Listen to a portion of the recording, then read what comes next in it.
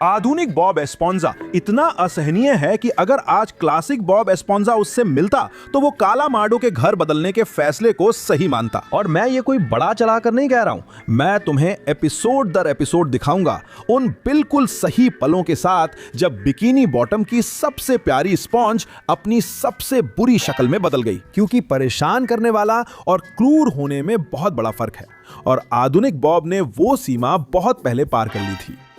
तो दोस्तों, बॉब एस्पोंजा के क्लासिक एपिसोड्स में बॉब की कभी भी बहुत बेवकूफ या बदतमीज पर्सनालिटी नहीं थी। मान लीजिए कि वो एक शानदार जगह पर था, बीच की जगह। हां, वो पैट्रिशियो के साथ मिलकर बेवकूफी करता था, लेकिन खुद का बचाव भी करता था और पूरी तरह अपमानित नहीं होता था। जबकि आज का बॉब सिर्फ खुद को बचाता है और दूसरों से बुरा व्यवहार करता है। सच कहूं तो मेरे पास कई उदाहरण हैं जो इसे साबित करते हैं। सबसे ज्यादा यादगार है रोबालो बुर्बुजा के साथ एपिसोड पेपिनिलोस। यहां रोबालो बुर्बुजा बॉब पर आरोप लगाता है कि उसने कांग्रे बर्गर में पेपिनिलोस डालना भूल गया, जिससे बॉब मानसिक रूप से टूट जाता है क्योंकि उसे लगता है कि वो उसी एक चीज में नाकाम हो गया जिसमें वो अच्छा है, यानी कांग्रे बर्गर बनाना। बॉब के लिए क्रस्टेजियो कास्करूडो में नौकरी सिर्फ कम वेतन वाली नहीं थी, बल्कि वही उसकी जिंदगी का मकसद थी। तो जब यह पता चलता है कि रोबालो बुर्बुजा ने पेपिनिलोस अपनी जीभ के नीचे छुपा रखे थे, बॉब क्या सच में वो इतनी छोटी सी शरारत पर गुस्सा हो जाता है? क्योंकि उसे सिर्फ झूठ ही नहीं बोला गया, बल्कि इस वजह से उसने पूरा अस्तित्वगत संकट झेल लिया। और यहां हमारे पास क्लासिक स्पंज का पहला अटल नियम है, उसे बिल्कुल पसंद नहीं था कि कोई उसका काम बिगाड़े। फिर है, क्या आप मुझे एक सिक्का दे सकते हैं? जब काला मार्डो नौकरी खो देता है, बॉब उसकी मदद के लिए उसे अपने घर में जगह देता है, खाना देता है, उसका ख्याल रखता है और उसके साथ धैर्य भी रखता है। लेकिन काला मार्डो धीरे धीरे आलसी और बेशर्म होकर बॉब एस्पोंजा का फायदा उठाने लगता है। और सच में वही होता है जो उस वक्त मेरे दिमाग में कभी नहीं आया था। बॉब एस्पोंजा फट पड़ता है। वो काला मार्डो की आलसी हरकतों से तंग आ जाता है और उसे उसकी कड़वी सच्चाई सुनाने लगता है। जब मुझे काम करवाना होता है तो मैं ऐसे व्यक्ति को ढूंढता हूं जो पहले से व्यस्त हो, ताकि वही मेरा काम कर दे। और यहां हम स्पंज का एक सबसे दिलचस्प पहलू देखते हैं। वो सच में एक अच्छा दोस्त हो सकता था, यहां तक कि गैरी को चुराने भी दे सकता था, लेकिन उसके भी कुछ हदें थीं। बॉब ने स्क्विडवर्ड को बाहर फेंका और अपने स्पंजी शरीर के साथ अपनी सीमाएं तय की। दूसरा नियम, बॉब को यह बिल्कुल पसंद नहीं था कि कोई उसका फायदा उठाए। और अगर अब भी शक है तो हमारे पास वो एपिसोड भी है जहां पैट्रिक अपने कथित माता पिता को बुलाता है। बॉब मानता है कि वो तरस खातर बेवकूफ बनने का नाटक करेगा ताकि पैट्रिक अपने माता पिता के सामने अच्छा दिख सके। वो बलिदान देता है, खुद को अपमानित करता है। ऐसा वही करता है जो दोस्त से सच में प्यार करता है। लेकिन पैट्रिक धन्यवाद देने के बजाय उसे सबके सामने बार बार नीचा दिखाता है। फिर एक समय आता है जब बॉब कहता है अब बहुत हुआ। वो फट पड़ता है, खुद की रक्षा करता है और वहीं कुछ ऐसा दिखता है जो आधुनिक बॉब पूरी तरह खो चुका है। उसे पता था कि कब कोई मजाक अपनी हद पार कर गया है। और फिर आती है खाई। बॉब एक अंतहीन कतार में फंस जाता है जहां अजीब लोग अनजानी भाषा में बात करते हैं और वो ना तो जगह जानता है ना ही बाहर निकल सकता है। यह एपिसोड बहुत समझदारी से किया गया है। यह आपको दिखाता है कि बॉब सहन करता है, सहन करता है, सहन करता है जब तक कि वो और नहीं सह सकता और टूट जाता है। और यह काम करता है क्योंकि इसमें सचमुच का बढ़ता दबाव है, एक स्पष्ट सीमा है। मजाक असर करता है क्योंकि उस प्रतिक्रिया की जमीन तैयार हो चुकी होती है। आधुनिक बॉब तो इसे बनाने की कोशिश भी नहीं करता, वो बिना किसी वजह के सीधे अराजकता पर चला जाता है। और यहां हमारे पास तीसरा नियम है, बॉब धैर्यवान हो सकता था लेकिन उसके पास अनंत धैर्य नहीं था, यानी वही था बॉब एस्पोंजा। अजीब, तीव्र, कभी कभी निराशाजनक, लेकिन आत्मा के साथ, गरिमा के साथ, असली सीमाओं के साथ। तो जरूरी सवाल है, उसके साथ क्या हुआ? हम उस पन से आज जो हमारे पास है वहां तक कैसे पहुंचे? उस किरदार के साथ जो हुआ वो सिर्फ उसे बेवकूफ बनाना नहीं था, बल्कि इससे भी बुरा था।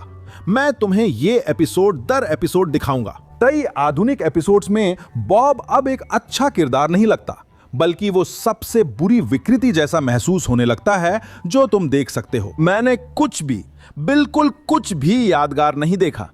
हमारे पास बस ये पीला दोस्त है जो किसी की जिंदगी में घुसपैठ करता है, परेशानियां पैदा करता है, हर रोकने के संकेत को नजरअंदाज करता है और मजाक या हंसी की जगह बस जबरदस्त क्रिंज पैदा करता है। भाई, बॉब एस्पोंजा के गिलहरी जोक्स भी इससे ज्यादा हंसाते हैं। पहला बदनाम मामला है एक क्रैब बर्गर से प्यार करना। और हाँ, बॉब हमेशा से अजीब रहा है। ये पीला स्पंज बर्गर से बात कर सकता है और सबको सामान्य लगता है। समस्या ये नहीं कि वो क्रैब बर्गर से प्यार करता है, समस्या ये है कि उसकी अजीब फेटिश उसके ताम, उसकी सफाई, उसके दोस्तों और ग्राहकों को प्रभावित करने लगती है। ये सिर्फ बॉब का अजीब होना नहीं, बल्कि उसकी एक बुनियादी बात का विरोध है। बॉब गलत हो सकता था, लेकिन उसे गलत होना बुरा लगता था।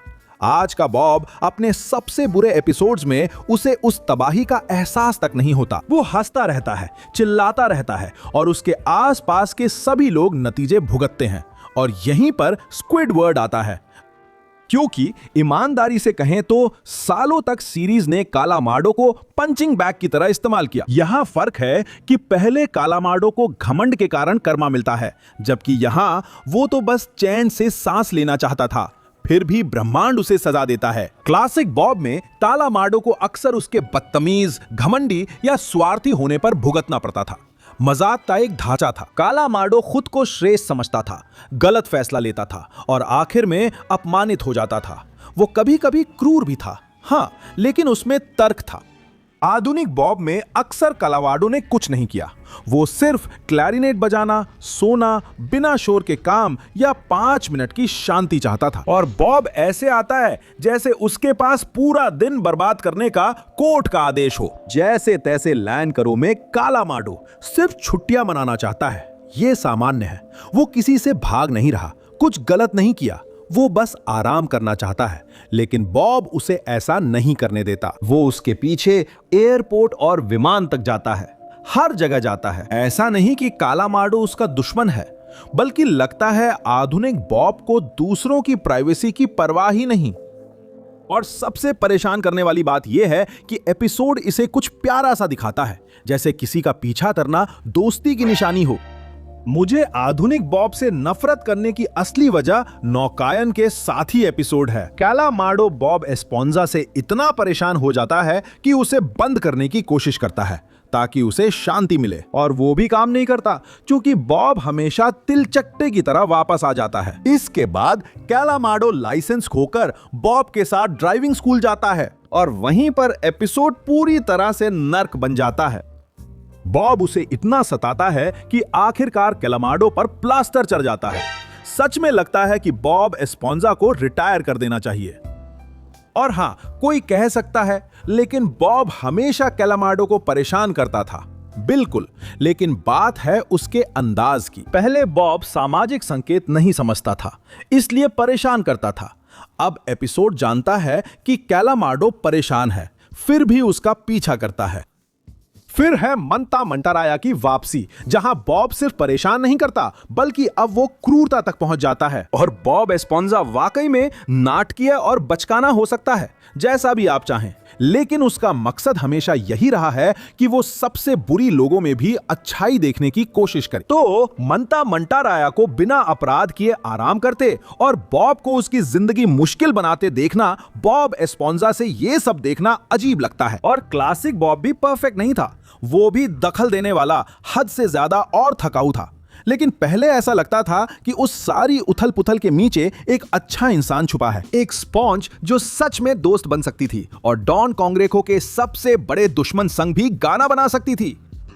आधुनिक बॉब कभी कभी एक पीला बेजान चित्र लगता है जिसमें मजा नहीं होता। बॉब सिर्फ परेशान करने वाला होने के कारण कई लोगों की बचपन की सबसे अच्छी याद नहीं बना। नहीं, वो काफी मजेदार था, उसमें अपनी एक अलग पर्सनालिटी थी और उसके जोक्स, चाहे वो कितने भी बेवकूफी भरे क्यों ना हो, सच में हंसाते थे। इसी कारण क्लासिक बॉब मॉडर्न बॉब से नफरत करता, सिर्फ इसलिए नहीं कि वो नया है, बल्कि इसलिए कि मॉडर्न बॉब अपने सबसे बुरे पलों में वही बन गया जो क्लासिक बॉब बिल्कुल बर्दाश्त नहीं कर सकता था। कोई जो ना सुनता है, जिसकी कोई हद नहीं है और लगता है जैसे उसने पैट्रिक की जगह ले ली हो, क्योंकि बॉब एस्पोंजा ने एक ही दिन में अपनी अच्छी स्पंज वाली पहचान नहीं छोड़ी। धीरे धीरे सीरीज सीरीज ने मासूमियत को और ज्यादा बेवकूफी से, ऊर्जा को दखलंदाजी से और प्यारेपन को पूरी तरह चिड़चिड़ा और असहनीय बना देने से जोड़ना शुरू कर दिया। क्लासिक बॉब एक जोशीली स्पंज था जिसमें महीने के सर्वश्रेष्ठ कर्मचारी वाला जज्बा था। आधुनिक बॉब सबसे बुरे दिनों में ऐसी पीली अलार्म की तरह लगता है जिसे कोई बंद नहीं कर सकता।